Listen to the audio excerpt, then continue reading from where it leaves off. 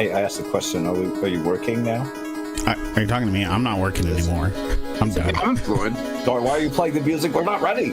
I'm ready. I'm not ready. I'm ready. Oh my God! No, I'm not ready. Okay, I'm ready. For this week's 8-Bit Show.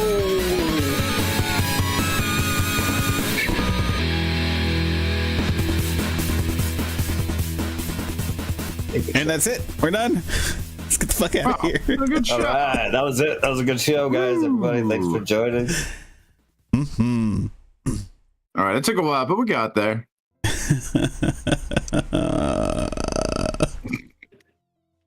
It took a while for someone. I don't know what you're talking about. Right. Who are you talking about? We'll be ready at 12.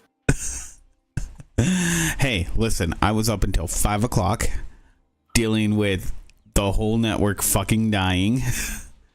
Yeah, firewall just, I don't know, it just lost all of its fucking settings and was like, hey, guess what? Like, I'm not gonna work anymore. And You weren't up till 5 because of zombies? fuck no. Okay. Yeah, okay. I was extremely annoyed. I was the most frustrated I've been in a while. Sounds like it. Yeah, it was great. But yeah, I survived for the most part. So yeah, I'm Frankie1029. Those lovely voices you're hearing are Two Littles 505 and Coffee and Corn Dogs. And That's me. we're here to talk to you about video game stuff and nerdy news and all the other fun things. Yeah? Is that what we do here? Typically. Oh, okay. Typically. But yeah.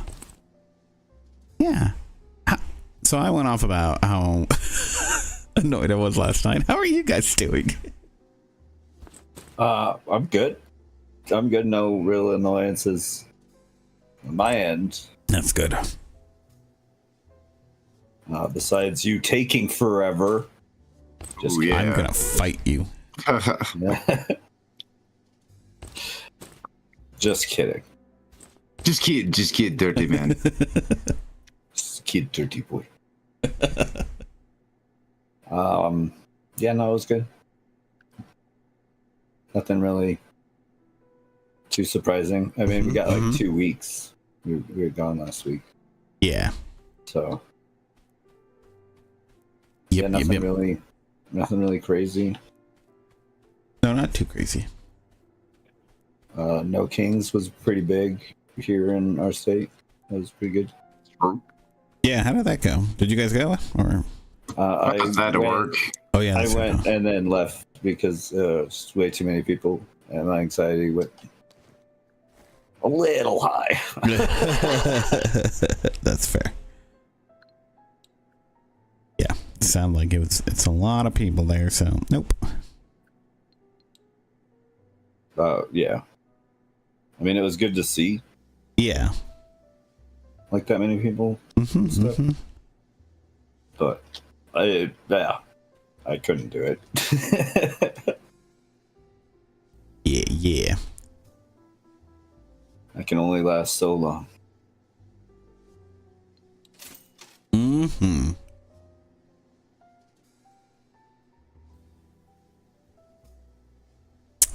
Well, shall we get into the news?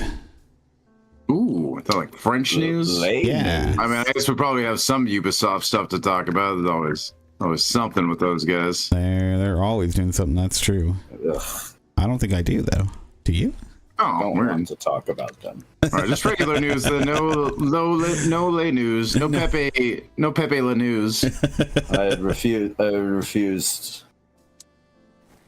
Declined to work or to do any Ubisoft news. That's fair. It's all depressing, anyways. It's all bad, yeah. They're hard to cover. Yeah. So don't worry. That news is still there. If you were worried about that. Yeah, if you want to seek it out at home. And if you were worried about that, I hate you and you're a miserable person.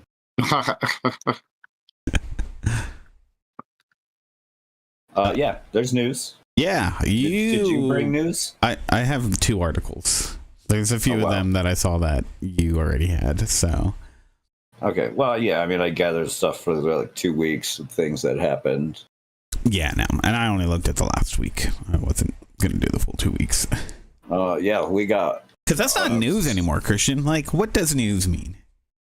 What even is news? Yeah, You know?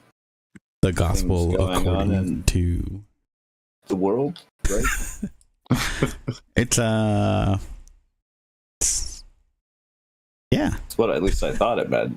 I usually. guess I could be wrong. Yeah, let's see. We've got we can choose a category. We've got some good old games stuff and game preservation. We Do got it. Do it. big old conversations on AI. CS, Counter-Strike 2 stuff, and just fun things, really. Yeah, We yeah. want to approach. How do we want to approach it first?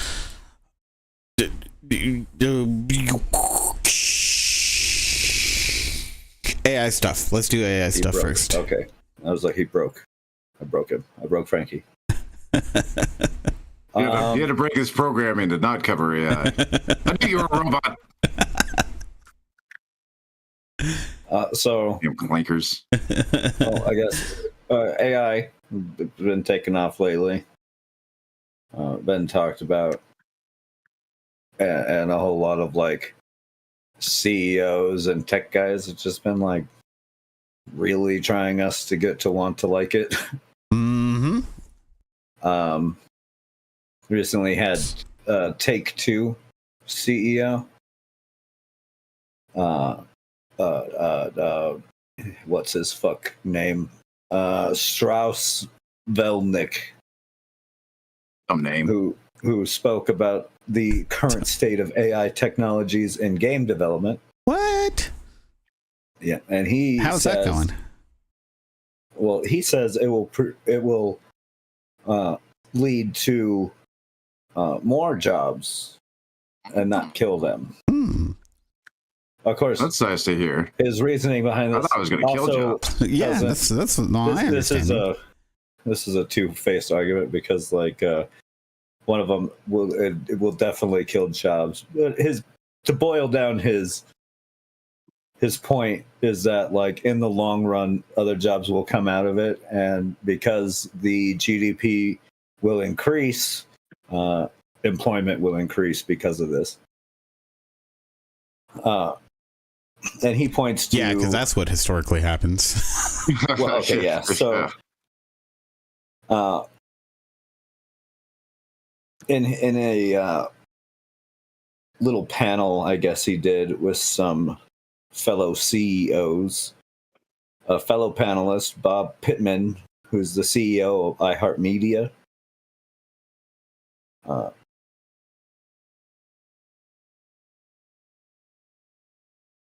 Said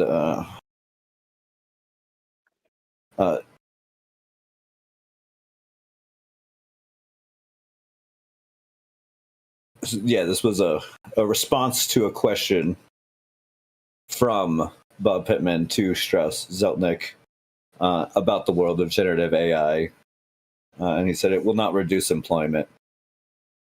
Technology always increases productivity, in which it increases, or which in turn increases the GDP, which in turn increases employment.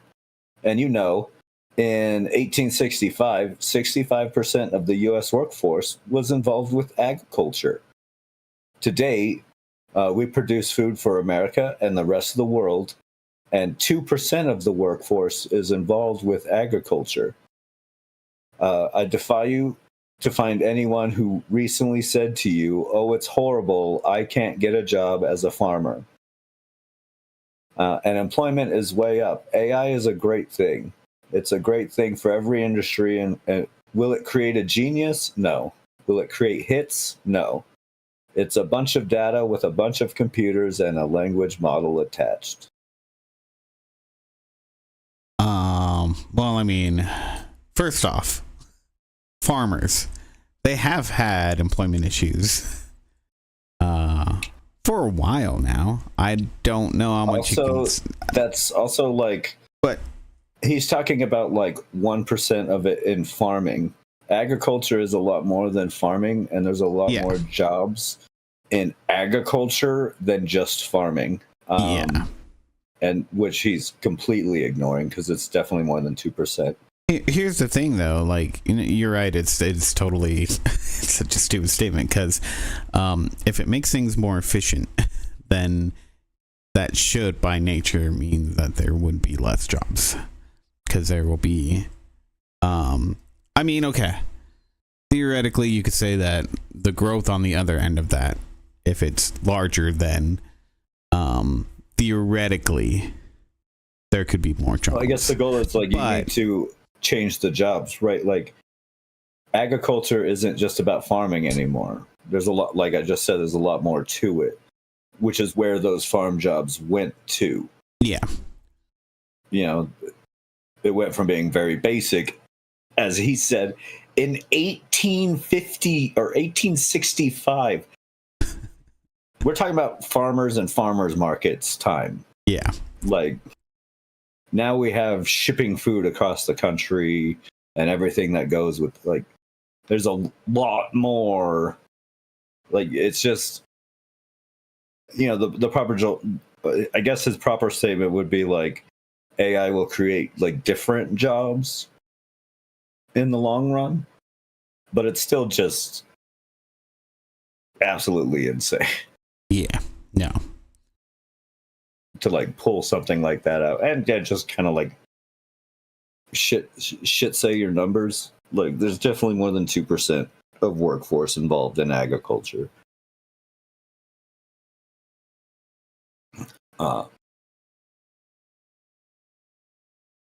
Yeah, weird. And we're talking about percentages of like, was there that many different types of jobs? Do we have as many job types in 1865 as we do nowadays?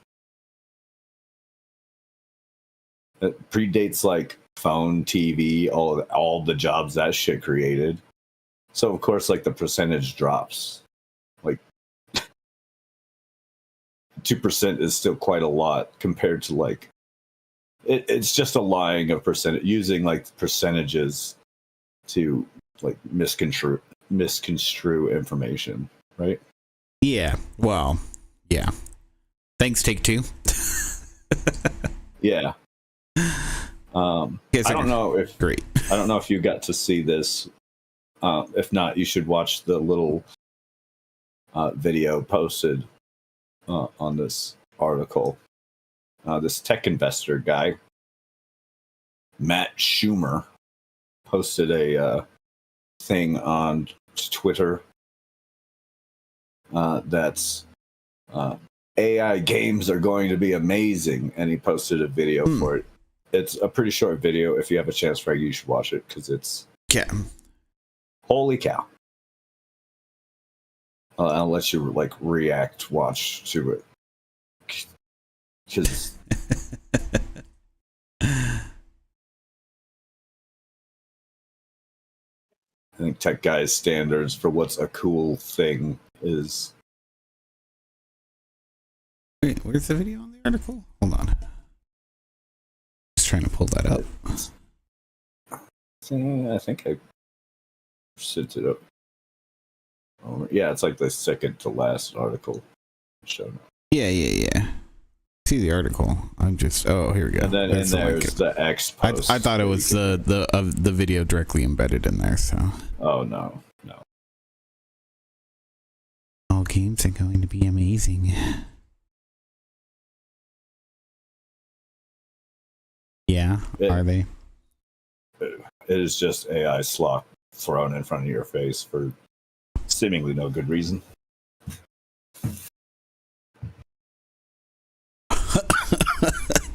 Just some of the parts of this is so, like, I'm not listening to anything. It just looks bad. You don't need to hear. Where did the drone go? Why are air conditioning's like this. This isn't satire. He's not saying this satirically. No, Matt Schumer is.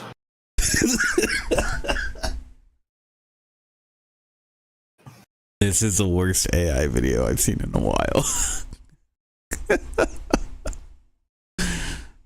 Yeah. No, Matt Schumer is a CEO tech guy. So this is honest. This is genuine.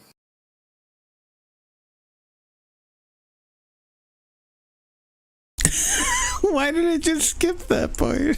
It's just. I don't want to animate going down into the sewer. So. Where he gets on the ladder like an idiot? Yeah, then he just teleports down. Yeah, then he's just there. I don't know how to do that part. Oh my god. Fucking Let's not forget that that round manhole cover on that square hatch with the ladder. Oh, I that led to the sewers. I didn't even notice that. That's great. Yeah, none of what I saw there made any goddamn sense. No, there's very little that made sense. Oh yeah, you're right. What the fuck is going on? Wait, now I have to see this again. Even if you read like the prompts that pop Why up, does the truck move that way? It's too much. Like, This is gonna break me. the end game prompts that popped up, like when he looks at the weird AC unit that's like 2 units, all weirdly stuck. Like if you look at like the words, that they are pure gibberish. Are they? They don't even match control schemes. One of them says push the C button, and then there's like an A and an X, and then one of them is just a symbol. So, like I don't know. So what's the point of this video that this guy released? And what is he saying here? Yeah, so there was obviously he got massively ridiculed, as he after should, posting this. That's so ridiculous. If you get the chance, we post our show notes and stuff. Read some of the comments from the original video. The replies to it were pretty funny. Now, obviously, he's like an idiot. Yeah. So Matt Schumer is the CEO of HyperWrite, which is a company offering cutting-edge AI tools. Is this a demo of his tool? No, I don't think so. God, I hope. The names of his tools. He has AI tools labeled Team Member Praise Generator, AI Sympathy Message Generator. Oh, I feel bad for this guy now. Made by HyperWrite for heartfelt cards. This dude's been taken in by the AI hype so bad. He wants to do something cool and fun and good with it, and he got sold on shit. Well, and it now he's trying seems to to push just that point to like a lack of where their wall is. Nothing in that seemed cool. The gunfire was awful. It didn't even look like they were firing at anything. Nothing at about one point, that his good. MP5 turns into a shotgun shell. I didn't even like fires a notice that. shotgun round at one point. There's so much going on in that. That's bad. It's so frame by bad. frame, you could do a review. This article from PC Gamer basically breaks it down into like a written description of everything that happens, and it's hilarious. Oh my god. Anyways, obviously he got a lot of contempt.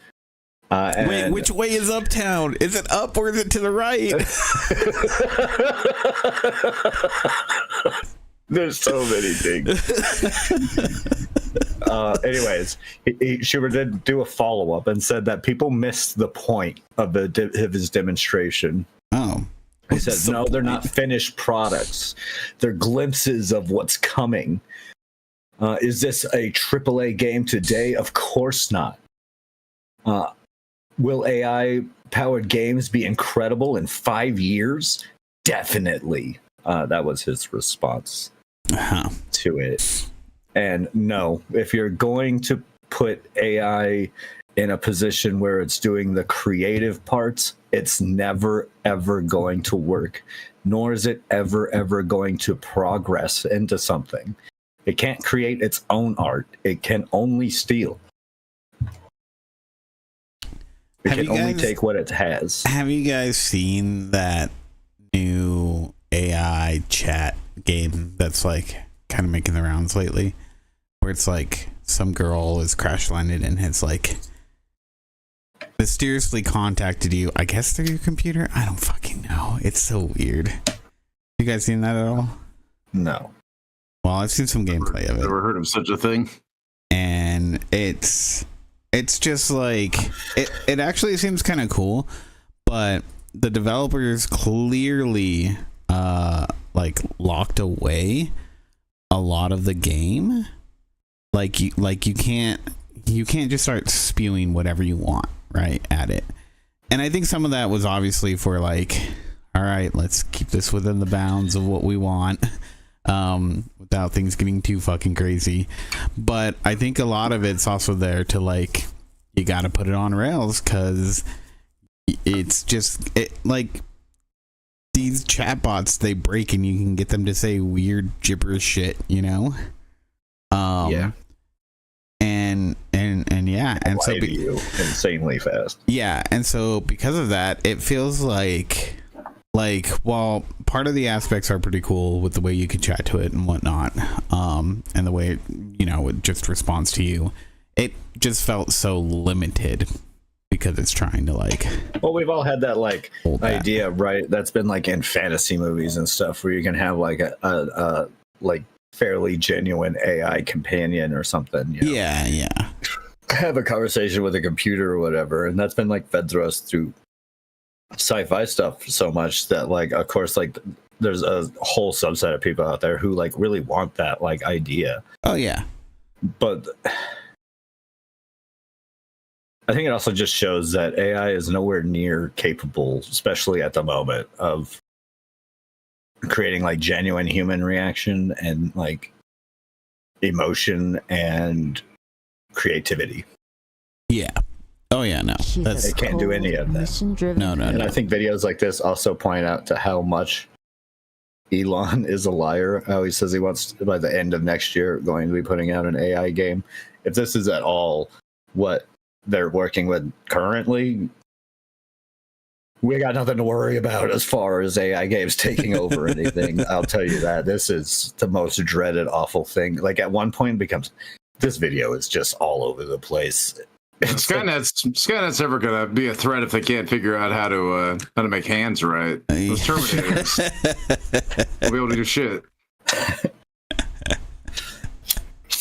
Right. It's just like we've talked about before, AI could be just a really good thing and really help and be done in like ethical ways. But none of these companies are going to do that because doing those would cost money and lose money. But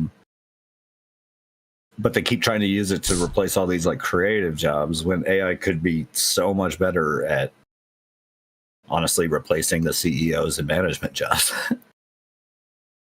Yeah. And not the creative end. Yeah, no. It's a mess. So it's called we gotta watch this AI bubble keep growing. Yep. It's called Whispers from the Star. For anybody who's interested. Code Miko has a really good video on it, so.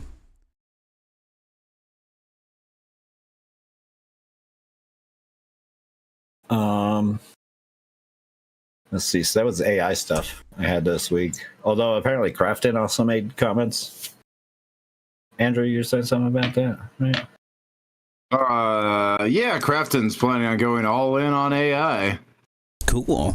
Yeah, let's see. Yeah, good for them. They're gonna go ahead and invest in that bubble after kind of fucking up their Subnautica stuff. Yeah. So we'll see how that goes for them. Oh yeah, as of 2 days ago, it looks like. Let's see who said it.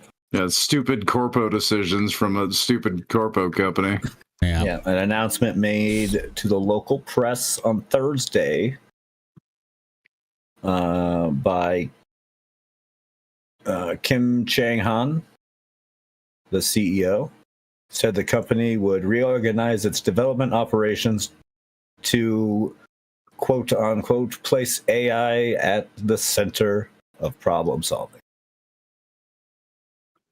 Apparently, they are putting in approximately 70 million US dollars to build a GPU cluster to support multi-stage tasks requiring sophisticated reasoning and interpretive planning. The foundation is for accelerating the implementation of agentic AI. And they want to wait. So they're going to be. They're saying they're going to start developing AI tools. Yeah. Accelerating the implementation of it. I don't know what a genetic AI is. That just means you're giving the AI the ability to do as autonomous. Yeah. Okay. Much, yeah. Okay. I just look up the meaning of the word real quick.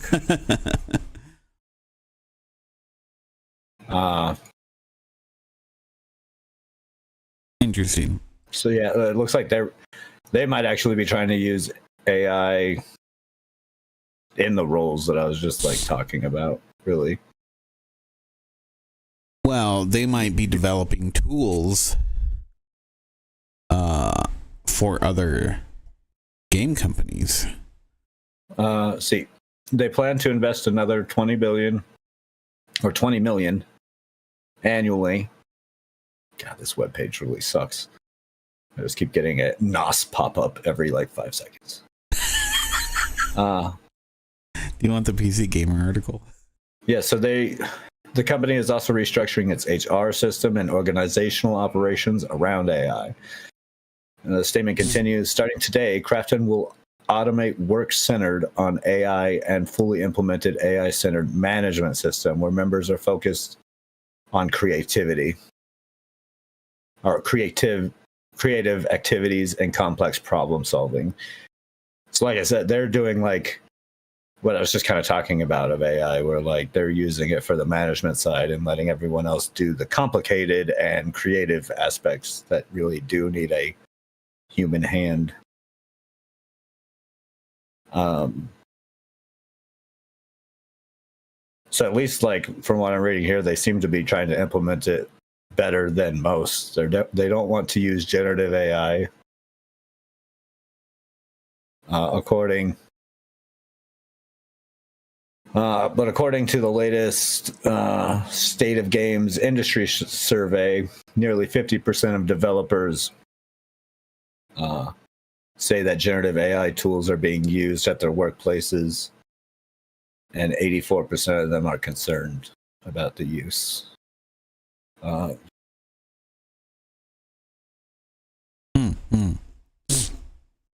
They don't make any real statements on like generative AI. Yeah, no. Most of it is talking about this AI-centered management. And I'd rather see that than the other way, really. I mean, what's interesting is the way I'm reading this, and this is the problem, is that since this is translated, right? Well, yeah, there is a huge translation gap. Yeah. It doesn't sound like they're letting go of anybody, which who knows? That could change real quick. But Krafton has let people go. Yeah. I don't understand what they're planning on doing. It's all very vague. Yeah, I mean, all I get is focus. They're not saying how it's focused around and how it's doing like the HR or management stuff, which could turn badly. But like I said, I'd still rather see that than them be talking about like generative AI and whatnot. They seem to be focused on AI taking over like the least creative things.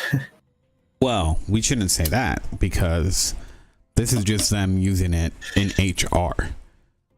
That's basically the only thing that we can really say for sure is that they're using it. They're changing their whole HR system to be tailored around these AI policies, right? So now I can't sexually harass AI now. Fuck. No, you definitely can't do that. But yeah, it's not. It's very like, what do you need to change in HR to deal with AI policies if it's not going to be something having to do with people's jobs, their employment? You know? Like I said, the sexual harassment stuff. Sexy AI. I mean, from the Verge article doesn't seem to have a lot more of the quotes from the other one that I was reading. But even they point to the fact that it's not just HR, obviously, because they're going AI first. Yeah, but all we know is that they're reorganizing their HR system. Yeah, AI-centric management system. Yeah. Crafton will pursue AI workflow automation, AI R&D, and in-game AI service enhancements. I don't know what that would be.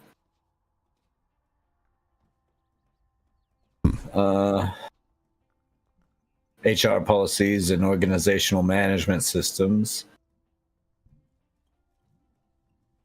Okay. Well, if there's other more there, then yeah, it sounds like they're just gonna let AI take over the whole company. So good job.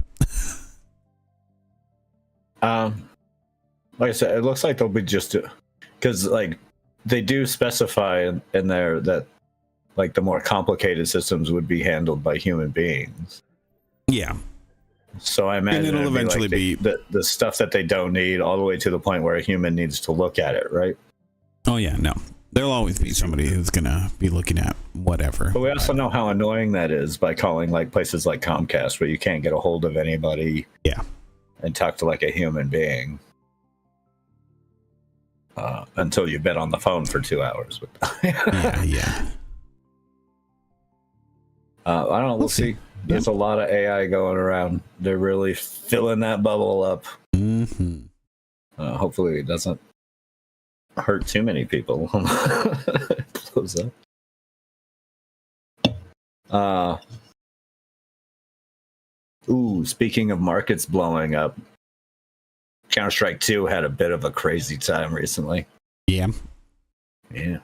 What happened? Yeah, they released a new patch that changes how you can gain skins in Counter-Strike 2. And that market's like real crazy. As they use like actual money and stuff to purchase. Got lost. Yep. Yeah. Skins for that can be purchased with like real money via the Steam market and third-party markets and stuff, including into crypto. So a lot of that market's kind of been inflated. There's a whole lot of inflation and stuff like that. So the reports about how much it has like blown out the market. Anyways, what they've done is they changed the way you can get knives and gloves, which were apparently like super rare and super difficult to get, and like really high dollar items. These are like the items that we read about occasionally that go for like $500,000 of like real world money. Well, they changed the game where players can now trade in 5 covert items into some knives and gloves.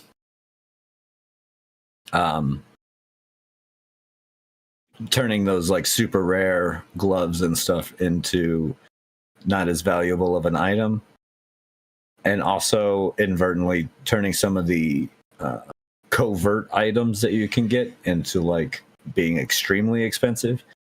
Anyways, they just kind of like flipped their own market on their head.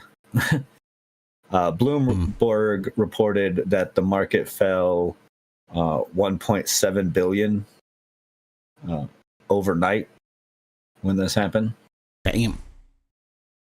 Of course, that's like all of that is an estimate. A lot of that is in crypto stuff and third party. So assigning like a full on total was kind of hard. Yeah. But yeah, they kind of flipped it on its head a bit. For those with Magic, this should be of no big surprise.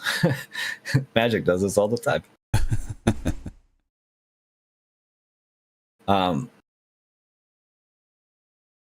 A lot of people, this has also kind of split the community, because a lot of people who just kind of like, you know, like the game and like to play the game and aren't there for the market itself, seem to really like the change. As it's, you know, providing them a bigger chance to get those rare items. Yeah. Which I approve of.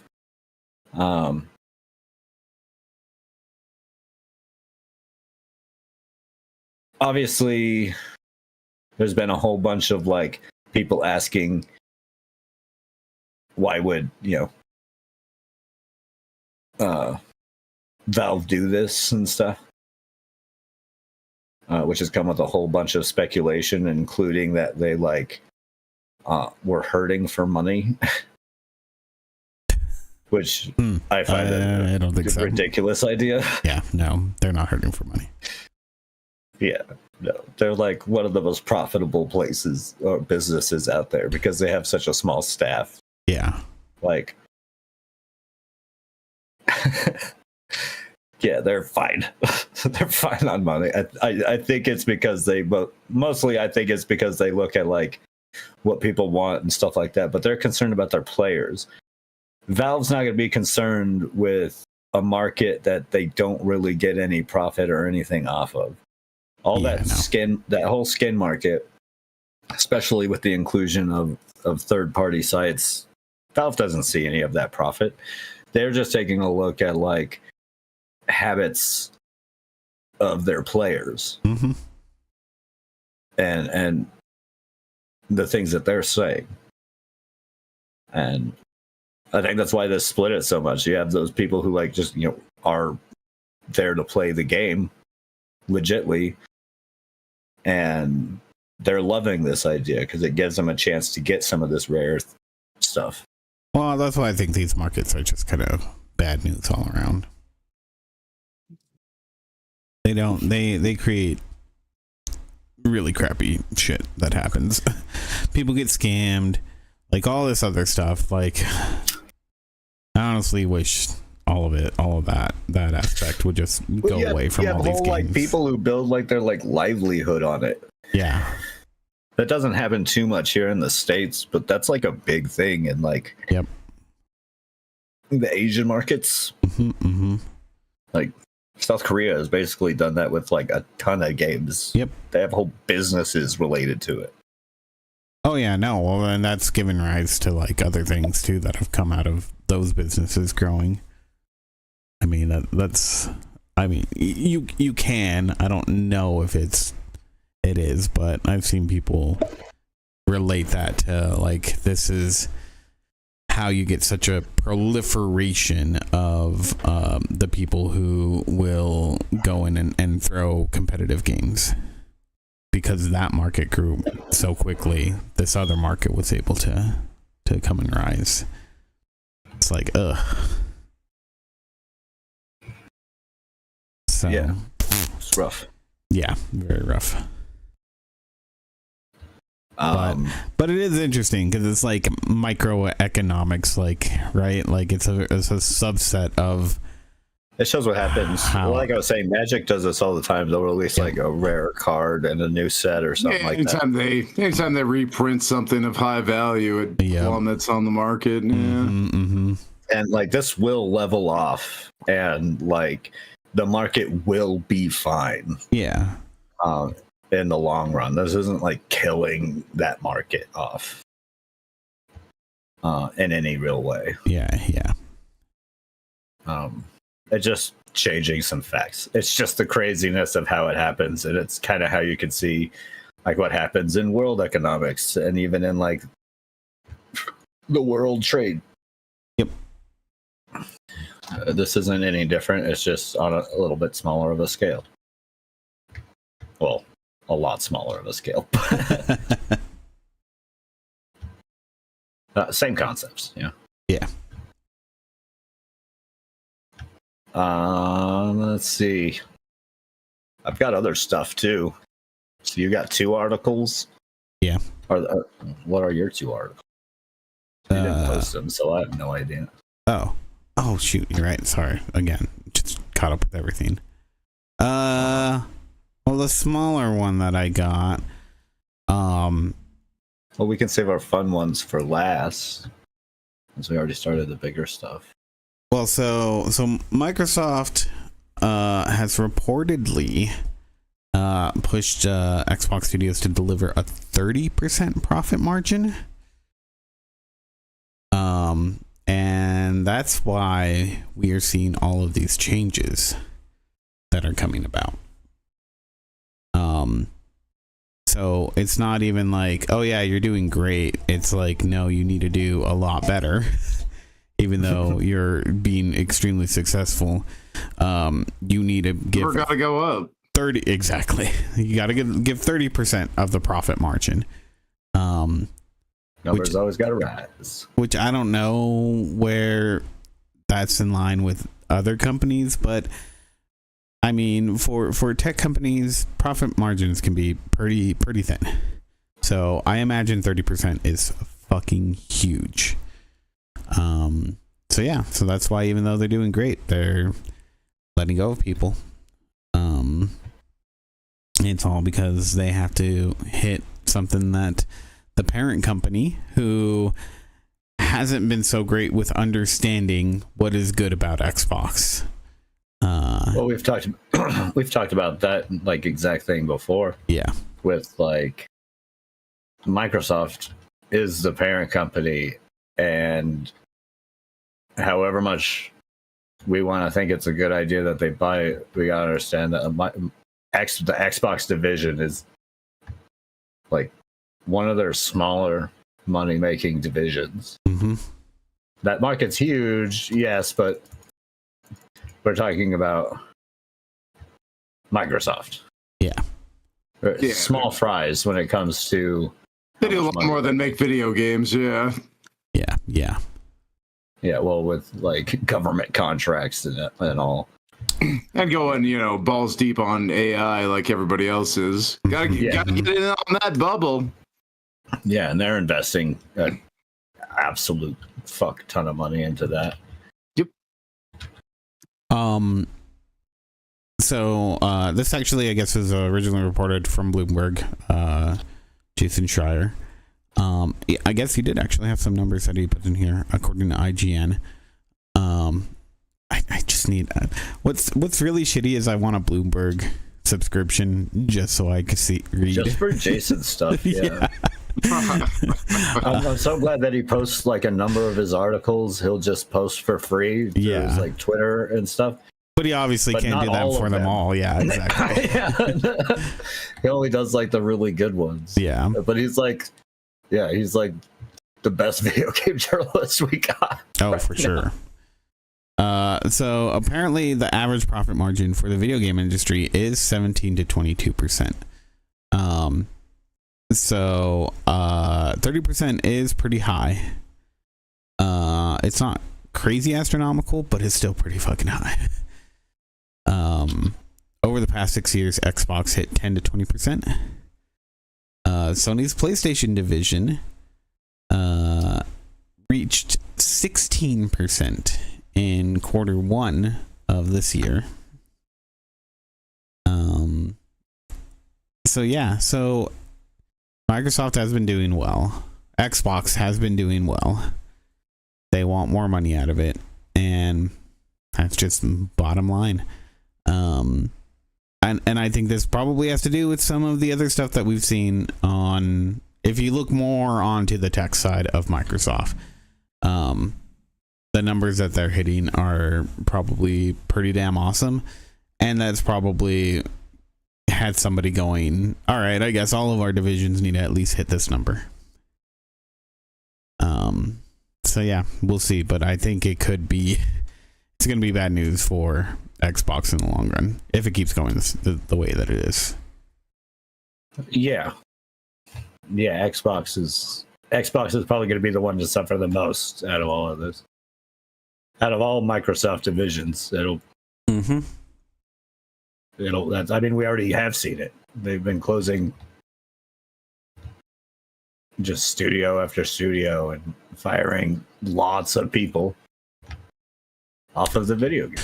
Yeah, I think it just really sucks for, anybody who is in a higher up position over at Xbox, because they're probably, pretty frustrated with the fact that it's like, oh yeah, we're doing great, and now we have to let go of a bunch of people. We have to make all these changes that it didn't sound like was in their plan, as much as Spencer and whatnot have been trying to kind of brush it off and not acknowledge it. I bet you they're annoyed in the least and pissed. Well, very likely pissed. Why wouldn't you be? Here you well, a lot of people say that Microsoft gave you the money and the options and the openness to buy these studios and talent and stuff. Right. And now they're all hopping right onto this big, AI bubble. And they're doing it so much so at the expense of their division that all the stuff that you kind of promised to be trying to do with the video game industry has all now just been shit upon. Yeah. Now you can't say much of anything. Now you can't do much of anything because what are they going to do now? Yep. Got to meet that number. You can't be we promise not to close these industries and whatnot, but they can't promise that. Not with Microsoft on the warpath like they are. Oh yeah, no. He can't make any guarantees. He can't comfort his division at all. I'm sure it's stressful and fucked up on them too.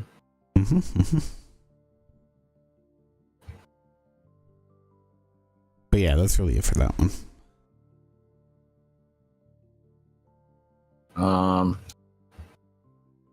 Well, let's see. I got other stuff. Good Old Games recently came out, and we're talking about how their game preservation program has been going. And how shockingly hard, or at least harder than they thought it would be, to get some of this stuff done has actually been. Oh yeah. Apparently thanks to DRM in general and some rather elusive creators. And also CEOs and bigwigs not understanding. Like Capcom? Yeah, Capcom is one. But in a statement made by Marcin, I don't know, Pagzinski. Yeah, that's it. That looks right. The development manager for Good Old Games, senior business development manager, said, to be perfectly honest, it's harder than we thought it would be. We found out is that the games and how they work is deteriorated way faster than we thought.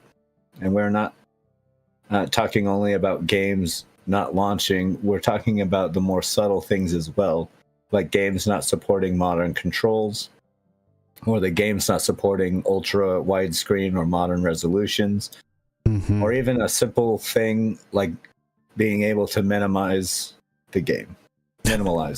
Yeah, can't do that for a lot of games. Which is an essential feature today. Modern gamers expect to be able to minimize the game and then bring it up without issue. Looking at you, Deadly Premonition.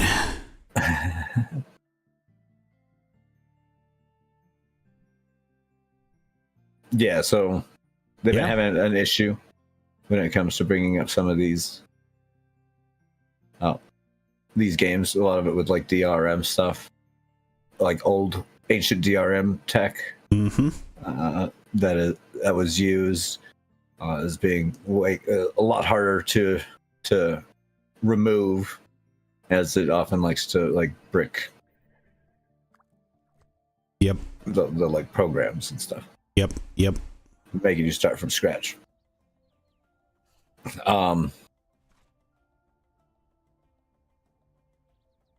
Also, I guess in conversations related to this, Capcom execs were bewildered that people might want to play Resident Evil, like the old Resident Evil games. Yeah. When they were approached by Good Old Games a year ago for the Resident Evil 1, 2, and 3 original releases for PC. Apparently, they had to really convince them. And Capcom was like, according to Marcin, Capcom was like, well, we have all those remakes. It's already the superior experience for those games. Of course, talking about the HD, Resident Evil HD, the new remake for 2 and 3. So they didn't really see a value in trying to bring back those vanilla versions. Oh, these people. Can't they just learn from Nintendo? Doesn't matter if you remake it, you still sell the old one for maximum money. Yeah. You digitize it and sell it on a little catalog for full fucking price. And you'd be the only option to do that. Legitimately, at least. Yeah. Because we will attack anyone doing it illegitimately.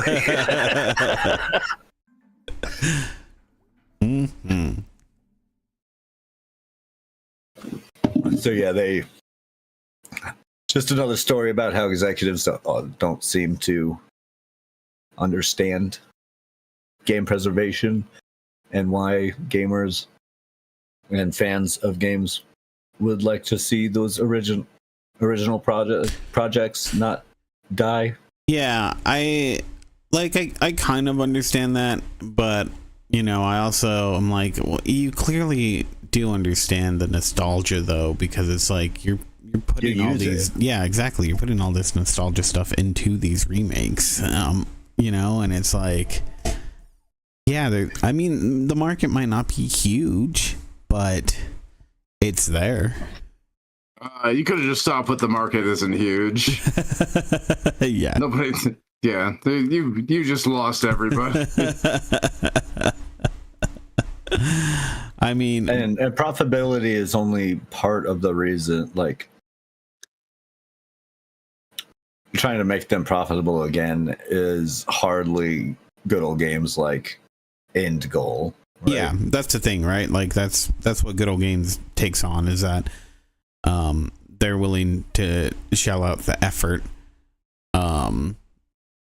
to put them in these games in a position where, yeah, they're not going to make a shit ton of money, but they're going to be out there. They're going to be something that people can enjoy. Yeah, they're going to be preserved. If someone buys it from us, they have that game and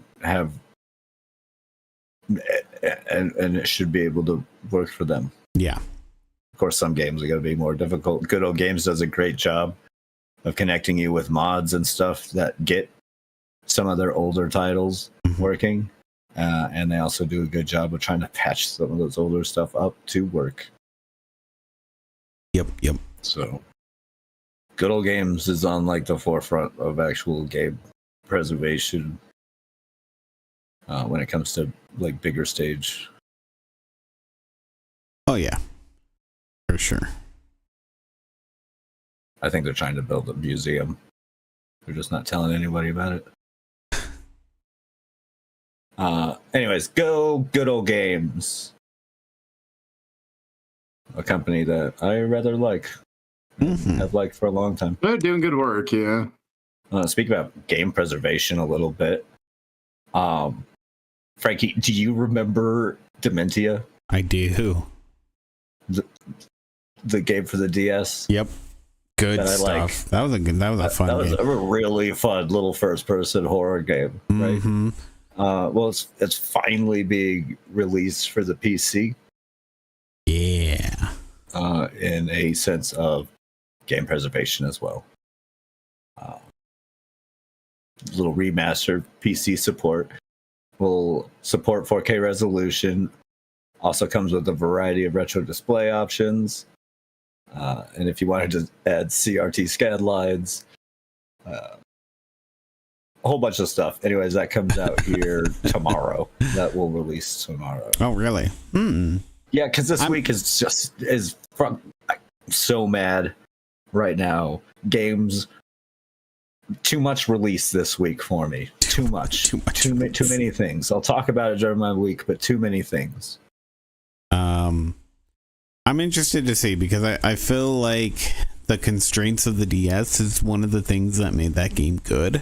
So I do want to pick this up because I want to see, all right, is it going to translate over? So I'm kind of excited about this only as I have currently on Steam. I'm pretty sure I have it, right? Huh. ¿Cómo? Whoa. I thought I had the second one. I remember you saying that you played that one. Oh, there it is. Yeah, see, I have Dementium 2 HD for the Steam, and that's pretty well. I mean, it functions just like a retro shooter, really.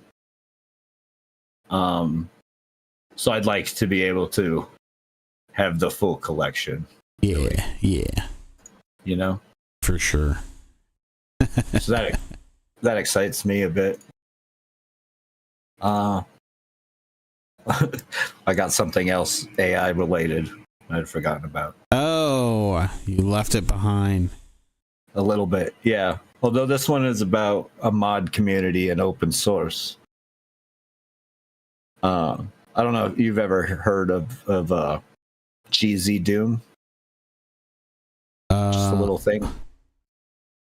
No, I haven't actually. Oh. Well, GZ Doom. That's nice. I can do a little history thing about it.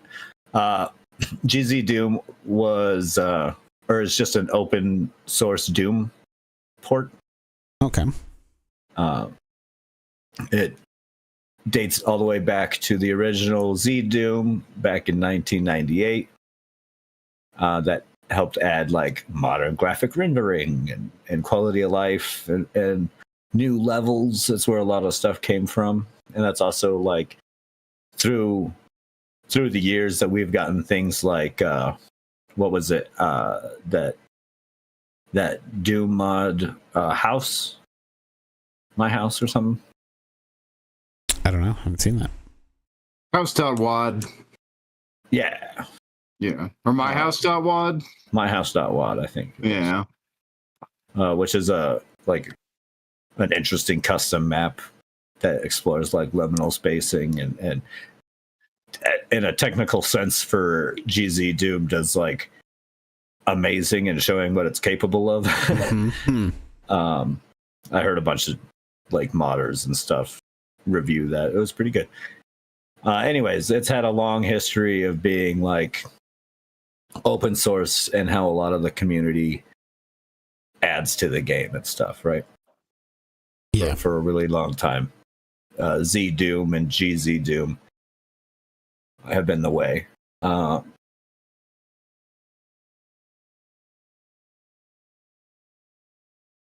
apparently, that community is now fracturing as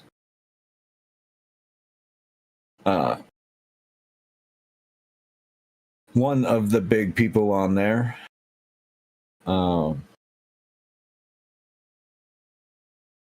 they're leading off in what's being called UZ Doom.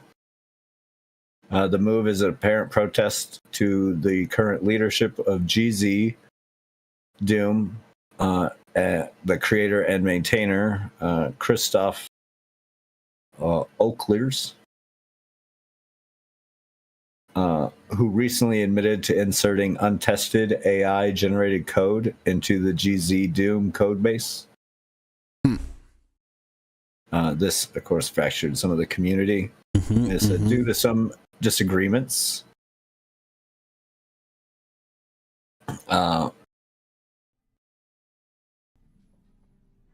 Developer Nash Mohandes wrote in a Doom World forum.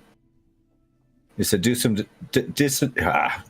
to some recent disagreements, some tolerated for close to over 2 decades, with how collaboration should work, we've decided the best course of action was to fork the project.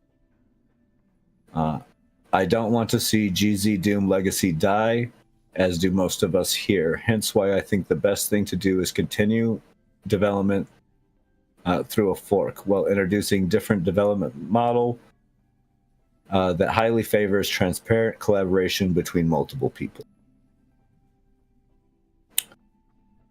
I guess this is since the GZ guy uploaded all that AI code without having told anybody beforehand, and just went and did it without, like, asking the community, which is pretty, like, fucked up when you're doing community modding type stuff. I mean, so and then to add untested code, like, well, not only to add AI generated code, but not even to test that code before you add it to the code base, I think is an absurd. It really depends on things. I don't know. I'd have to see that for myself, because there's some things where it's like, okay, you could throw that in. It depends on what it is. However, it's when it comes to developers themselves and AI, this sort of argument it's extremely interesting. Because the differencing of opinions by developers themselves when it comes to stealing code, it's absolutely crazy. It's all over the place. Because the big thing that's been around, and it's been an issue for people for a long time, is that all the code is stolen anyways. There's when you're learning how to program stuff, a lot of the code that you're going to end up using, you're not going to actually write yourself. It's just how it is. It helps to learn that way, to see something that's working and whatnot. And this is before the time of AI and whatnot. I think it is important. So people have different opinions on it. No. But what I'm saying here is that it's just really interesting that these sort of things they're going to boil up more and more, because I think the people who are upset, because usually there's a policy there that's like, yeah, you can use it, just credit me, and when that's not even happening and there's not that communication, that's when people are going to legitimately and justifiably be upset by So I can't quote unquote code stealing. So I can break down the situation a bit. Is that our main guy used Chat GBT for code for detecting dark mode on Linux. Is the code that he looked for.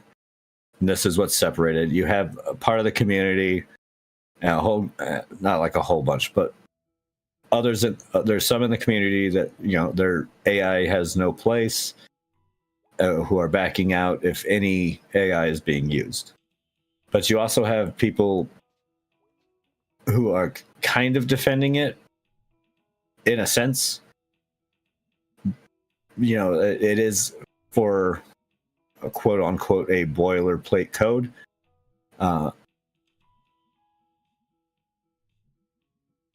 Who wrote this? AI.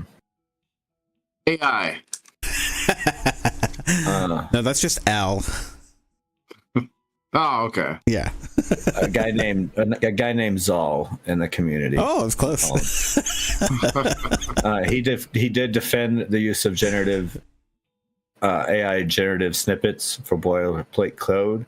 He says, I surely have my reservations about using AI for project specific code, but this here is just superficial check system configuration setting that can be that can be found on various websites with just like 10% more effort required.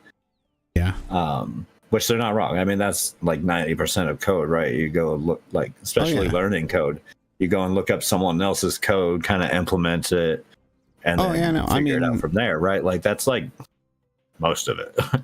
Yeah, there's tons of, if it's like that, where it's probably like, you know, a few lines of code right there. There's websites that are dedicated to like, oh, if you want to be able to detect this aspect of, like, you know, the size of the window, the size of the screen. This project in general is. And so I think some people took a lot of issue with the fact that this is already a pretty open project, and Homeboy could have asked anyone else in the community. That's what I'm saying, is that there's so many differing opinions in this particular space that it's like, he probably thought the same thing. It's just like, it's this. I can go find this in 10 seconds, or I'm just going to ask GPT to find it. Yeah, I already have Chat GPT open, so I'll just throw it in there. I do still think that putting that directly into the code base without having commented on it beforehand, like he did it after the fact, with an untested code, he should have at least tested that before he went ahead and put it into the code base. Because that's kind of how that works. You know, you test it, and then you go, okay, it works. And then you implement it. Not always. There's reasons why you don't do that, you know? And for something like that, where you're detecting something, you know, he might have just thought, okay, I just need to run this fully inside of everything, you know, on production side, just to see if it returns the value that I'm expecting. Because if I do it on the testing side, maybe it's not going to give me an accurate representation of what I want, because there's other stuff inside of that code that I don't want running. You know, there are reasons that you could do it. I don't agree with him, but I just think when you are running like an open source collaborative thing, that it shouldn't be done like that. Like, it depends on how these people work. Like, honestly, that's what it boils down to. I'm just saying it seems like a good reason. Like, it seems like they need to split off. Like, either way, it does seem like they need to have a fork, because you do have the ones who are just bold-faced no on the generative AI, and they obviously need a place to go. I'm not saying that anybody's like wrong in their situation. I don't really like AI, and I think it's silly, but it doesn't seem like you did anything all that wrong. But based on how people are feeling, it's obvious that they need to like kind of fork that a little bit. Yeah. So all those people have a place to go and not feel. This is how the proliferation of languages happens. Yep. I mean, kind of. I mean, honestly, they're like, when I was looking at it, this wouldn't be the like first This isn't the first fork in GZ Doom. Oh yeah, no, exactly. That's what I'm saying though. But it's always a differing of opinions. We're gonna fork it. We don't want to do it this way. We're gonna fork it. That's the XKCD. What is it? Yeah. Yeah, there's that XKCD joke. Yeah. Yeah, when a problem comes along, you must fork it. That's not what I was talking about, but yeah, that works too. You must fork it. Yeah, but that was a little AI thing I thought was kind of interesting. Fractured the Doom modding community a little bit. We'll see. Oh no, I think overall they'll be all right. Yeah, it'll be just fine.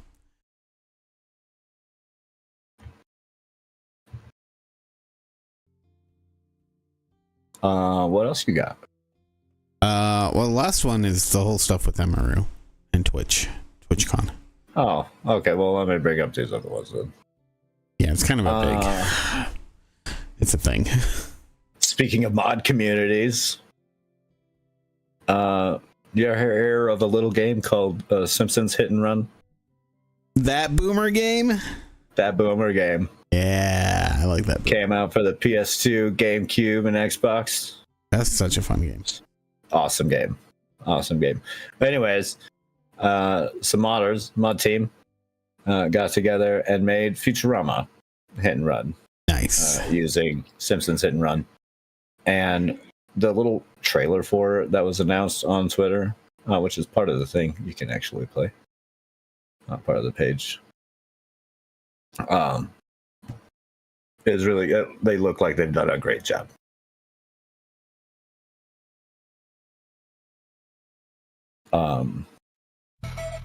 So that looks like fun. If there was ever a reason to bring back up a Slurm team production. Are you playing the trailer? Yeah. Why didn't this happen before, you know? It should have. It really should have. This looks pretty good, I gotta say. Yeah, it looks pretty great. God, man. Yeah, that would. Yeah, that would have been good stuff. I'd play that. You must own a copy of Simpsons Hit and Run PC Edition to play this mod. You don't say. That's cool.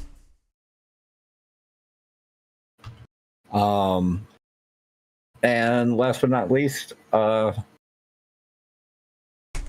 Games can make a whole bunch of CRPGs on the computer. Some pretty great ones. You've talked about them a few times. Yeah. They have just released a new a dedicated educational resource hub for industry professionals of all experience levels. That's really cool.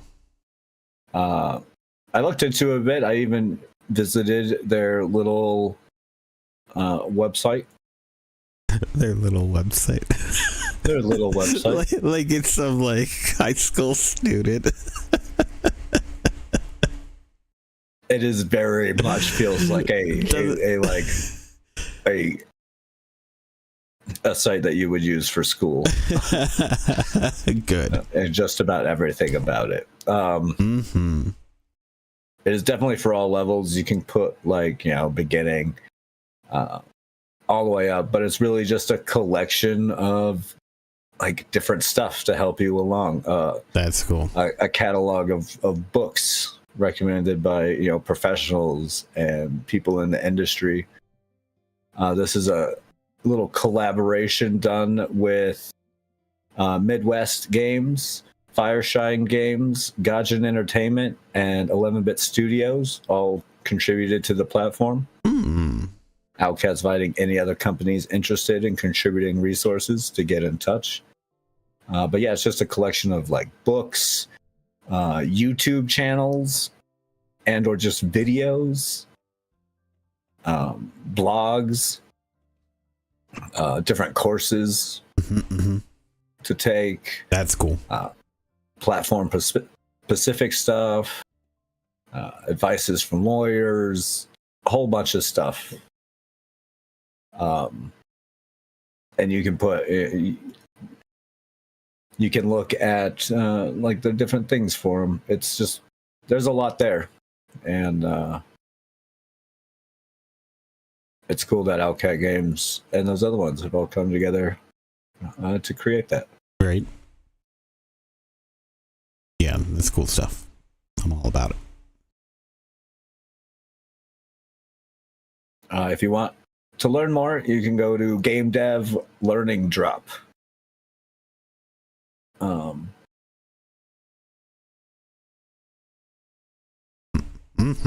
gonna have to go check it out. Yeah, it was pretty cool. Pretty cool little resource. But you were saying something about Twitch sucking? Oh god. Okay. So for those who don't know, last week was TwitchCon. Last weekend. And a lot of people, a lot of the big names for Twitch streamers, they opted not to go. Yeah, there's a lot of people who just nah. Yeah, because there's a lot of security concerns that they had, because they've had issues in the past and they didn't want to deal with it. They're like, no. And so there were a handful of people, bigger names. The biggest one that was going, in my opinion, was Emaru. And yeah, she would have been one of the, since people had backed out, she was one of the biggest ones, like, still going. Yeah, exactly. As far as I know, she, I mean, like, just straight reach popularity wise, I think she was the biggest one that was there. And I mean, it sounded like she kind of reluctantly wanted to do it in the first place. Some of the videos that I saw of her beforehand, because I don't like really watch her a whole lot. Like, she can be entertaining, but like, I don't know, I'm not like a huge fan of hers. That's not my style of streaming. Well, I mean, that's all that really comes down to for me. She I don't know, she seems very genuine. And she plays some fun. Oh no, I know you're not saying that. I'm not calling her disgenuine or anything. Yeah, no. I know you're not saying that. I'm just saying. But she plays a lot of the games, the style of games that I like. So, but she also plays a lot that I don't. So,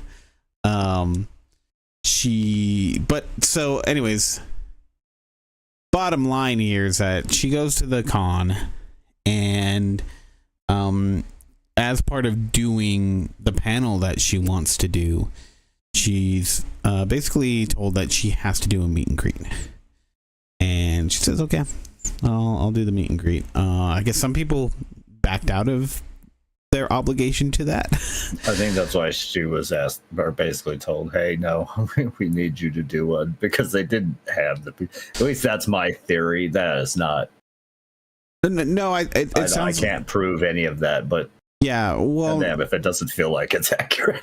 in one of the videos that she was explaining it sounds like they all had that agreement, but a lot of people just backed out of it because they didn't want to do it to begin with. Nobody wanted to do it, basically. But she was kind enough to, like, even though she did not want to do the meet and greet, she decided, okay, she made a commitment, she'll go ahead and do it. And in light of all of this, keep in mind that with all these other streamers who are backing out, Twitch came out and said that they are working on having better security at the con and whatnot, that they've beefed it up and all this other good stuff.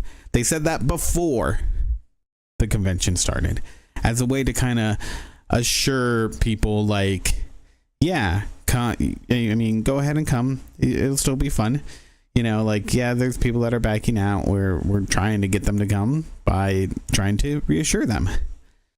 But as many people have probably seen at this point, the video of some guy walking up and apparently trying to just kiss her.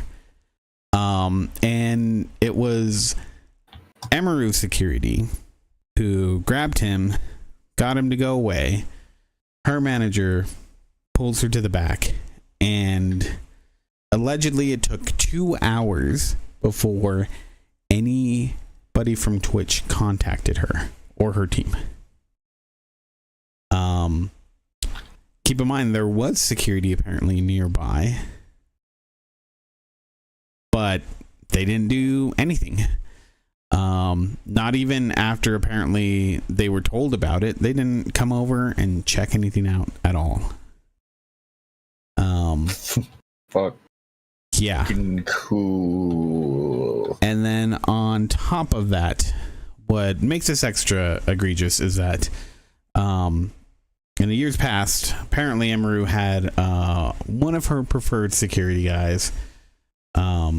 He's been banned from Twitch for when somebody tried to assault Emaru like this, and apparently because he grabbed him. Restrained him. Yeah. That was considered breaking their terms, and now he's banned from every TwitchCon. Although, from what I read, we're not entirely sure if that's the con's. It's not. She has explained that it is not it's the convention, not the venue. Is that what you're gonna say? Yeah, we weren't sure if it was the last thing I read. We weren't sure if it was the venue's rule or the con's rule that prevented or that got her last bodyguard kicked out. Yeah, no, she explained it. It's the con itself. It's not the venue. So like, okay. Because what happened is the next year when they went to a different location, that's when they told her like he can't come. Don't get me wrong. I'm not disbelieving her. Yeah, no. She got assaulted on camera. Well, and like it's pretty easy to just choose her side because of that. Right? And that was the thing, like her statements that she came out, and this is all stuff that she actually said the next day. I haven't found too much of an extra breakdown afterwards, but you know, she felt obligated to say something and explain things that were going on. And like, I'm really happy that she did, and she's explaining all these details, all the stuff that's happening, that she's seen personally, and whatnot. But it sucks that she feels obligated to, because this just shouldn't happen in the first place, right? And secondly, it's like, you know, she was saying she was really lucky that somebody was there that filmed it, because, you know, like at first she was like, oh, okay, like it's getting out of hand, it's getting crazy, but then she realized that, you know, the person who put it up, like it would have been so much harder to explain and deal with the whole thing if there wasn't that video evidence right there. And how much that guy was actually able to record as well, and show that, you know, the dude that assaulted her just walked off without anybody like immediately going up to him, you know. But Twitch's response has been super shitty. They basically, once that post, that video went viral, then they released a statement, which pissed off Emaru even more, because she was like, why the fuck didn't you guys say anything beforehand? Why aren't you guys doing anything? It's clearly only because somebody got video of this.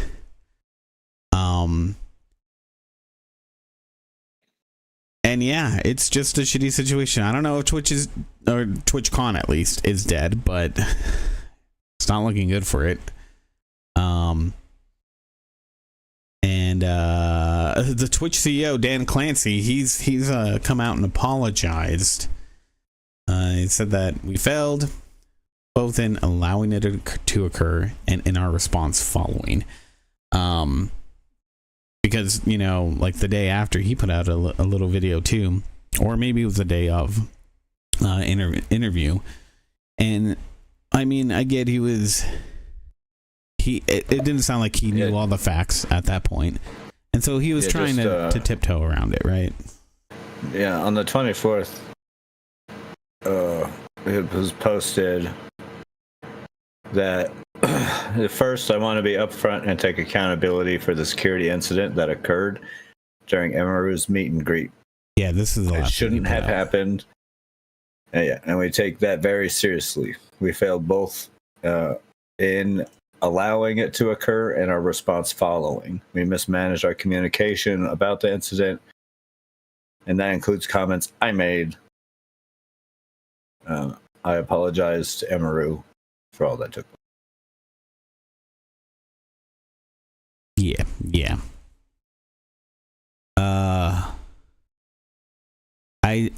I just don't know. And there's been I've seen a lot of questions from the community, from a lot of Twitch community, where people are like, does Twitch is being overrun by IRL streamers? So is Twitch even a thing for gamers anymore? So I don't know. The problem here is that you had somebody who was willing to give the benefit of the doubt I think to this organization. I think one of the bigger issues too comes from you have so many big names straight drop going to TwitchCon because of security, cited for security. Yep. And instead of making sure you had the best and top security you could possibly have at an event, to be like, hey, look, we took all that you said and did something about it. No, that's not what we got. Instead, we got this situation. Yeah. That, like, again, not only should never happen, it should have doubly never happened. Yeah, exactly. I mean, with all of their promises and everything, with like you said, everyone saying, "Hey, this is the issue to fucking here." Bumble up, but everyone's message to you. Again, here's what I think is the icing on that fucking cake. When you have somebody who's saying, "I'm gonna do it," because, you know, obviously they're reassuring us. We'll see. I'm gonna go do it. Oh, they have this agreement. It's a really shitty agreement, but I'll play by their rules, you know, because they're doing it in good faith, right? And then for them, I mean, for somebody to be trying to follow Twitch's rules, guidelines, everything to the T, and then to not be given, I mean, again, arguably the top streamer there not getting that sort of attention is mind-boggling. I don't understand myself either, man. Yeah, because I mean, yeah, you can always expect that, you know, the top guest is going to get a lot more attention than the bottom guest, right? So what the fuck is happening to those people? And that's something that Emaru had pointed out a crap ton as well. I think it's just absurd to be told by so many people that, hey, we're not coming to your convention because you refuse to make it safe. And then to not only prove them right, it should have been your fucking life's goal to prove them wrong. Right. And that's why I'm wondering, you know, you make how much fucking money, Dan Carey, right? That's his name. Yeah. I think so. Yeah. Yeah. Clancy. Dan Clancy. He makes something like that. I fucking remember. Yeah, Dan Clancy. Dan Clancy. He makes an ungodly amount of money off of these streamers and shit. The least you could have done was spend a fraction of that money to make sure that your place was safe. And honestly, it's like there's other things that I've seen of it too, where some of these people were forced to have security, and somebody, there was one streamer that's like, I don't want security, and I guess they had to like fight against them, and it's like, I understand, like they probably wanted to push that because of the incident, but the bottom line here is you're not listening to the goddamn people who give you that money, in the end. I know a lot of events who won't let you attend unless you do have a security. Well, that's the thing. That's what she was saying. And she was like, I would use my own security, but I don't want just some random guy that I don't know, watching my every move. Yeah. So yeah, like, I don't know. They did horribly. Yeah. No, they shit the bed for real. Yeah. And I don't know. And what should have been just like a slam dunk for them too. Yeah, right. Like fucking for real. You could have thrown you had less people showing up.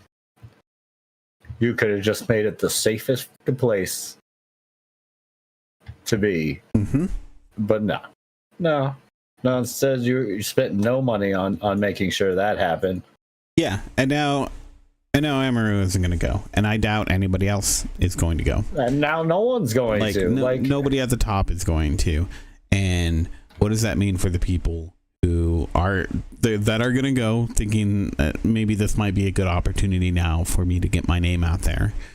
What does that mean for those people?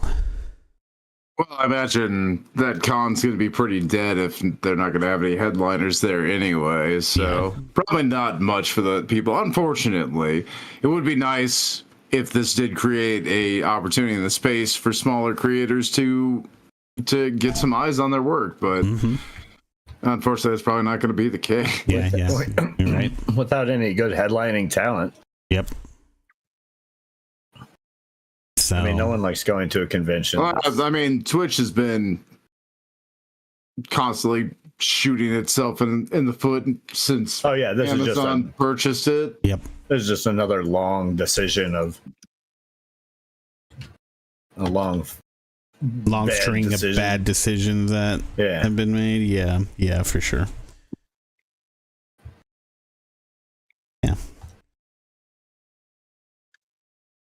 So it was just crazy. I mean, watching that video, it's like, it's nuts. It's nuts that somebody was able to do that so easily. And again, it's one of these things where it's like, nuts just to see in general, like, what the right? What the fuck? Yeah, exactly. And not only how, but like, who the fuck does that? Yeah. Oh, and I didn't even tell you. I don't know if you guys heard this, but that's right. Being a woman is a fucking living nightmare, right? Yeah. Did you hear what Twitch's first response that they told Emaru's team was? No. What they were going to do to the guy?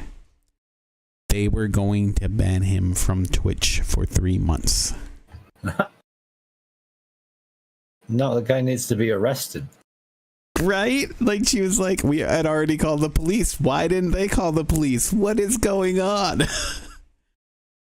It's no need for to ban him. He won't be able to get on because he's gonna be in goddamn jail. Yeah. What the actual fuck? We're not fucking talking about fucking streaming. We're talking about the con. Oh. Yeah, absolutely crazy. Just, my God. It takes a real special kind to bumble up that bad. Well, that's Twitch for you. Especially something that was just handed to you on a silver plate. Like, yeah, exactly. It should have been a slam dunk con. for you to pull off. Mm-hmm. But instead, you proved why everyone doesn't want to show up. Yep, and now nobody will. But yeah, that's it for me. Yeah, I don't have any more. Cool. Well, shall we go into our weeks? Sure. I went first last week. Oh my god. I Just never hear the end of it. I also went first last week, so You weren't even here. But You don't I gotta went do first that. last week. Oh my god. I was off doing my own thing, but I went first for that. Neither one of you were there to go first. So, that's true. yeah. I wasn't there. It's kind of like we all went first last week. I call it a wash. Well then, I guess we have to start again. Andrew, you want to go first? Yeah, I might as well. I handled that the best. Yeah, you're the best. King at going it. first, yeah. Lord knows you can't trust me. Yeah. Yeah, you can't even count to all of the bits that we have. 8, I think. What? I know 0 and 1. It's okay, there's no such Binary. thing as 2. God damn you guys. I mean, I've been playing some games this week a little bit. There've been some cool games that I've been checking out. So we got a little. I'm playing Ball Pit. It's pretty cool. Came out on the Game Pass. Pretty exciting little roguelike. It looks like a fun one. It's been pretty well received on like Steam and stuff. Mm-hmm. But unlock different characters. Very, like Vampire Survivor kind of thing. Yeah. A big thing in it that really made me be like, oh, Christian would like this game, especially, was weapon evolutions. You can actually. Really, a lot of roguelikes don't have that anymore. They don't have the like weapon evolutions like Vampire Survivor does. But this one does do that. And it also gives you like half-ass evolutions where you can just put your weapons together. Even if they don't turn into a better weapon, you could just mash the two effects together. If you don't happen to have the right weapons that actually mash into each other. Yeah. Yeah, pretty fun. Pretty fun roguelike. I recommend it. And then just a shitload of video games came out this week and are coming out later this week for playing. Pretty busy. Right. Fucking many games. It's like too many all at once. I don't have time. I just don't have time. I don't have time to play all of these games. There's not enough time. In like the world in general. Yeah. Right? Yeah. I mean, it's a good problem to have. Right? Like, I'm It is. not like super upset that it's, oh no, it's just so many video games for me to play. This sucks. Yeah, I ain't mad at it, but it's just kind of like, I mean, when is too many, you know? It's when is enough? Gone too far, man. Gone too far. Got Outer Worlds coming out later this week. Got to check that out. But also picked up that Super Fantasy Kingdom came out on Game Pass. So I've been playing that like crazy. It's super fun. Although I'll let Christian talk more about that because he has also sunk a bunch of time into it. But Sounds also, like a lie. also super fun game. And You just automatically assume that. I picked up that, and kind of outside of the genre of games I normally play, I picked up that Dispatch game, like from the guys who did the Borderlands Telltale and the One Night as a Werewolf Telltale game. Werewolf Among Us.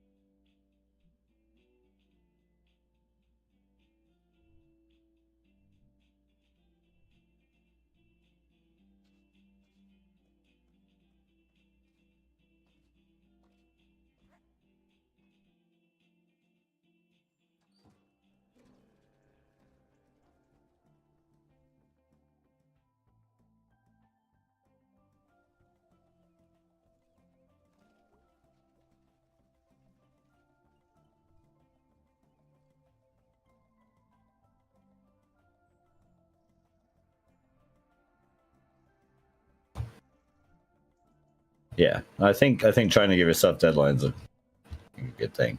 I just think that too many people like put too much pressure on that deadline. Yeah. It's one thing to put it there and really try and meet that expectation and goal. It's another to like not have a life and let things happen. Oh yeah. No, for And sure. accept that, oh well, fuck, I'm a little late on it, especially when it's a task that doesn't matter like that. There's something to be said about corporations doing that, and that's terrible on its own, but you doing it to yourself is just as bad. Well, when you put too much pressure on yourself to reach those goals. I don't It's know. like I work better workaholics and- under pressure, so Well, yeah, that's why I said there's like a benefit to adding those, but also don't let it stress you too much, oh yeah, no. especially to yourself. Then you're just being silly. Don't stress yourself. Don't be a silly Billy. You gotta relax Mm-hmm. and just do it Mm-hmm. when you want to get through it. Yep. Yeah, that's it for me. Not a whole lot right now. No shows. No, we're You guys not. finished I'm Alien. not done with Alien. I fell asleep during the last episode, and then we rewatched What it. the? You gonna sleep through that? I was so tired. Like, I guess it was also it was kind of a slower episode. Like, there wasn't a whole lot going on. It was a lot of talking, and then just before it like started to get interesting is when I fell asleep. Not interesting, exciting. I mean, I'm getting mad at you, but that's as someone who fell asleep during like Rogue One. How are you gonna fall asleep during Rogue One? What's wrong with you guys? I hear there's I a fell lot of asleep. people that don't like Rogue One. Stay awake during movies. No, I love Rogue One. Don't get me wrong. I was just super. It was just one of those situations. We went and saw it when it was super late, Yeah. and I should have never went and saw a movie. It was like Mhm. after work and everything. It's like, likely story. Typical. I should have never really. Ow, bitch ass motherfucker! Oh god! Oh god! Ah!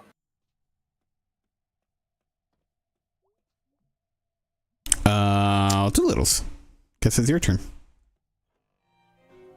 Well, Tell us more about these bitch ass motherfuckers you're dealing with. I'm right. I have also gotten new games this weekend. I did this week has really sucked for me. I allocate myself some like video game spending money. I buy like one new game, right? One like full price game, like $70 new AAA title or whatever. Or I can buy some like indies and stuff equaling up to about that much. Mm-hmm, mm-hmm. But this has been like a really hard time because like everything has come out. Everything. Everything. Everything. Well, okay, so like if you pre-ordered it, you can play Outer Worlds 2 right now, and that comes out Tuesday for everyone else. Mm-hmm. I'm not gonna be able to get that one because there was other shit I had to get. This little indie game came out called Escape from Duckov. It happens to be what I'm playing right now. Which is an extraction shooter game. But you're a duck. And it has a rather, for being what it is, robust character editor. That's cool. Where you can change like your head, a lot of like sliders and stuff. Your head, your eyes, your crest, your beak, wings, tail, and claws, all to create your perfect little duck. Which people turned around and instantly created like penises and stuff. Yep, that makes sense. Love it. Love learning the TTD on a game. I made myself a cool, angry-looking duck. I think he's cool looking. but it's pretty extraction shooter. It's a single player one, no PvP, just PvE.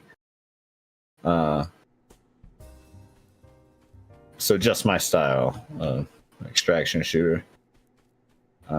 Really fun with the duck bit. A lot of stuff to upgrade and stuff, so it's been a lot of fun to do that. All these little like buildings I've put around my little workshop are stuff that I've done. Lots of like difficulty options as well. I'm currently just checking out the game, so I'm playing it on a relaxed setting. Not too much pressure and all that. Mm-hmm. Anyways, react slower. I decided to do that just to make sure and see how difficult. Never know with these games; they can be really rough. But there's like 5 to start with, and then like 2 more difficulty levels beyond that, which is all pretty cool. I'm actually getting to the point where I was going to restart on a harder difficulty because I've been finding the game pretty easy on relaxed. Mm-hmm. But really fun little game, and it's apparently sold really well. First week, it sold 1 million copies. Wow. Apparently, that's mostly thanks to China. Apparently, it's been pretty big, which is unique in their market as being a less than $20 game that's a single player game. Mm-hmm. And apparently those are kind of just like variants in the market. Usually their stuff is like big multiplayer games. Yeah. That's what dominates their market a lot. So this is kind of an outlier amongst them. And it's pretty good. I've rather enjoyed it. Lots of customizing, pretty deep as far as like skill enhancing yourself and leveling up. There's like a whole bunch of stuff I haven't even gotten to yet for choosing like different talents, which look like classes kind of. Okay. A whole bunch of stuff I haven't even unlocked and whatnot, but a lot of cool features. It doesn't have like a pre-generated map. The map is the same every time you go out and do your little extraction thing. So you slowly learn where everything is, and you can get farther in and farther away from your base. But pretty good. Other than that, pretty average little extraction shooter. And then that Super Fantasy Kingdom came out, right? That game's been great. Game's More great. of an Super idle fun. game. I'll probably play it next week. I played it for like an hour and a half or so the first day I got it. And then yesterday I was off of work, right? And so now I have like over 13 hours in that game. As I apparently played it most of the day yesterday, which kind of blew away at a blur of kingdom building. So That'll happen. definitely one of those one more games. I had thought when it came out and I had seen like people playing it and stuff, I was like, oh, this kind of looks like one of those games that very easy mechanics and stuff, but like a deep well of playability and customizing and stuff. And it has a lot of meta progression, a lot of cool stuff, different heroes you can be that have different abilities. A nice pace progression too. It's fairly slow and incremental. They want you to play again, even if it's not they want you to like reach different things, even though you don't reach like a record run.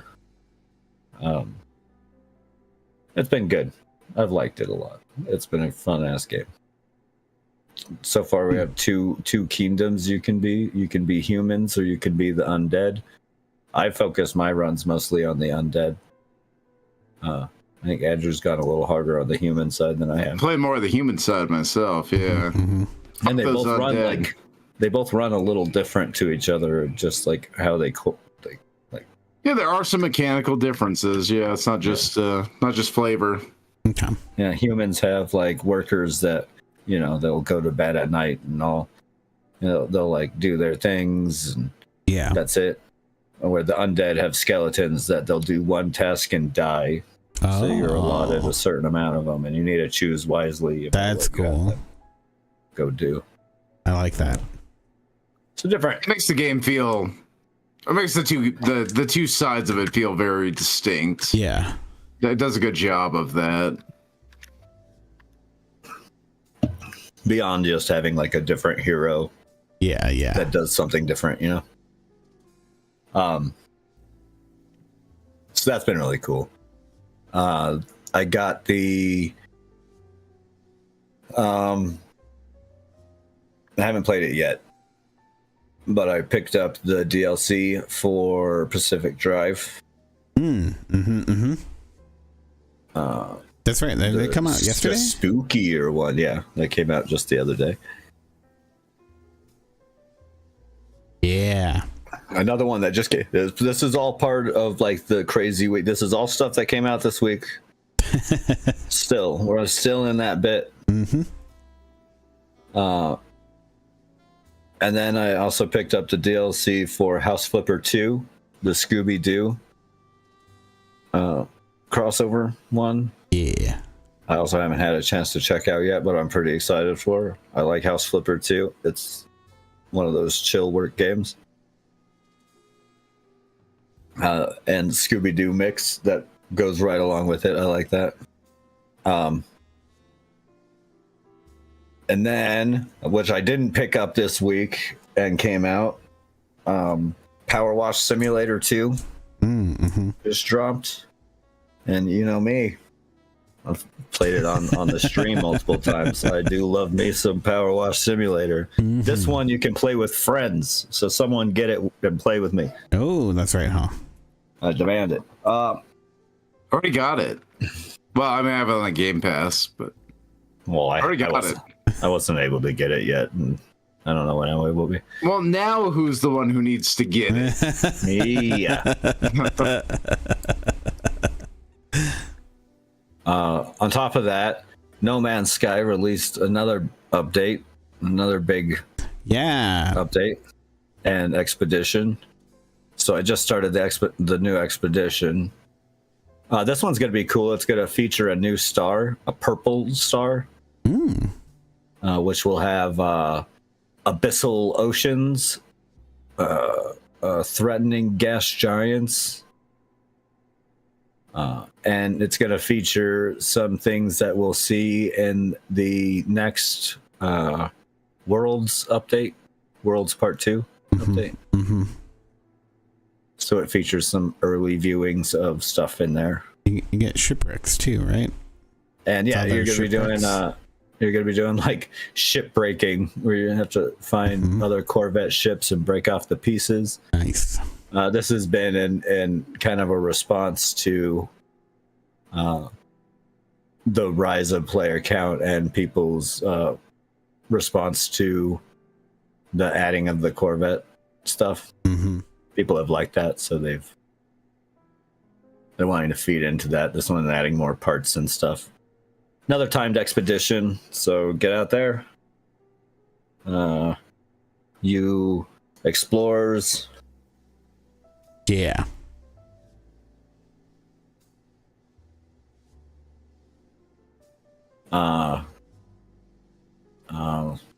Let's see. Yeah, we watched Gen V. That was good.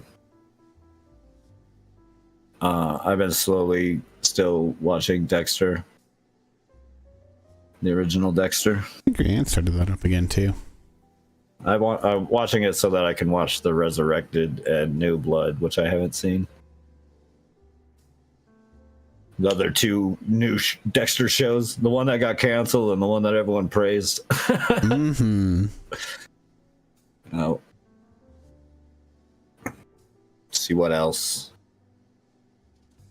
What else? I think that's about it. Okay. It's a good amount. Oh, I want to check out the new Welcome to Dreary that just came out this weekend. The new like It prequel. Oh, it is. Okay.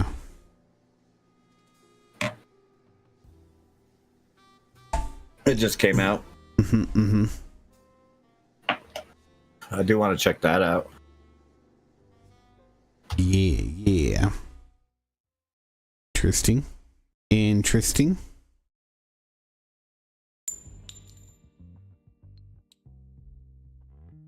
Yeah, I think I remember seeing a trailer on it.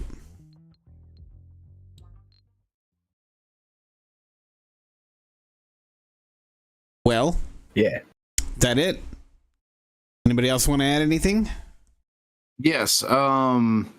So I'm playing this. Christian, you might be interested in this, as I'm going to continue recommending. You would love this ball pit game. So it just unlocked an upgrade where now I get to bring I get to bring 2 characters onto a run. So I get both of their bonus effects on the run.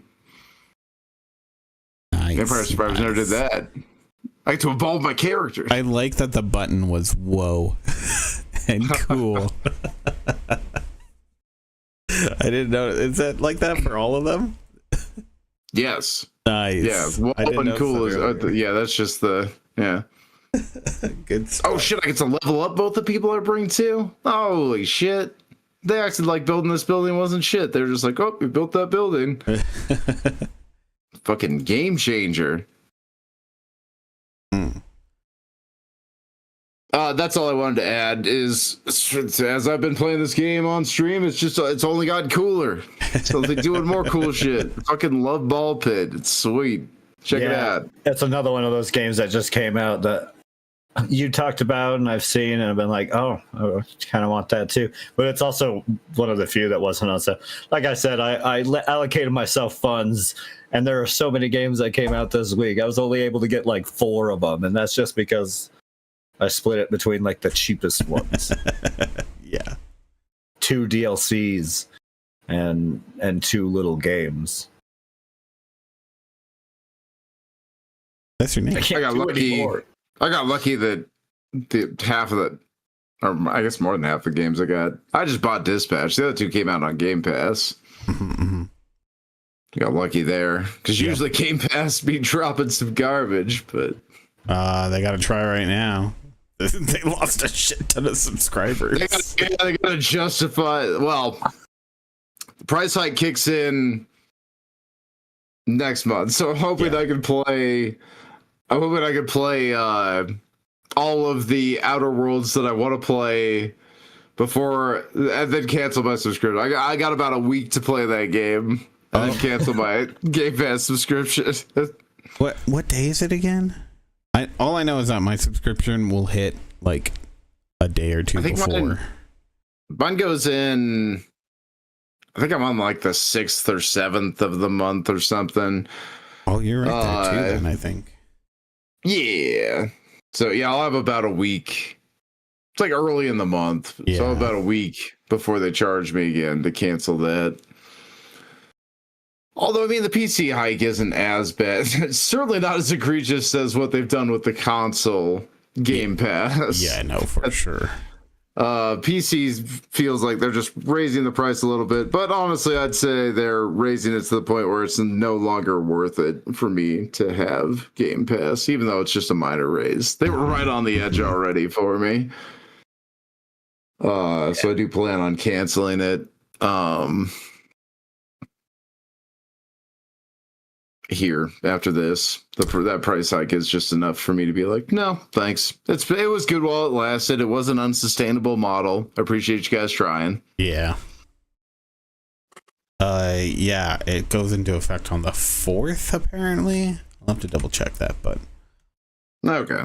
Well, my bill doesn't come up until like the 6th or something. So yeah, I think that should be. I just happen to get lucky because I think mine is like on the 2nd or 3rd. Okay, nice. You'll get like a whole other month out of it. Yeah, mine was going to come shortly after it came out. Yeah, bummer. That's all good. How long can Outer Worlds be? Surely I can play that whole game in a week. I think people have been saying that they beat it like within a day or two, right? Oh, the first one was pretty short. Yeah. I didn't beat it no like one day or anything, but it was pretty short. Yeah. That was actually kind of surprising how short it is. Kind of sneaks up on you, I feel like. It's I mean, I was surprised that it was over when it got to that point where I was like, oh, that's it? Yeah. All right. I mean, I had a good time with it, but it seemed kind of abrupt. Just yeah, like, oh, exactly. okay. What can you do? Thought there'd be more for me to do. All right. Well then, I guess that concludes our show. Yeah. Thank you, everyone, for joining us. Tune in next week for more show.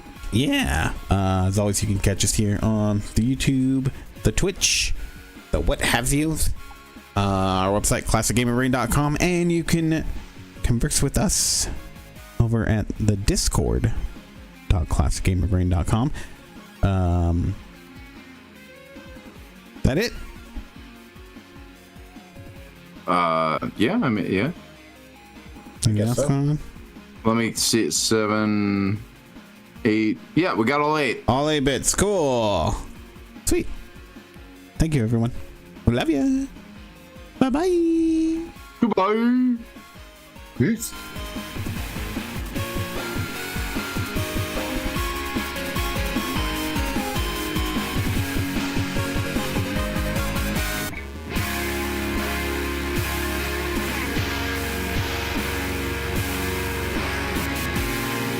Oh man, this whole like overall town building thing you do in this game too, Christian. You fucking love Ball Pit. Yeah, I'm sure I would. Game is like right up your alley.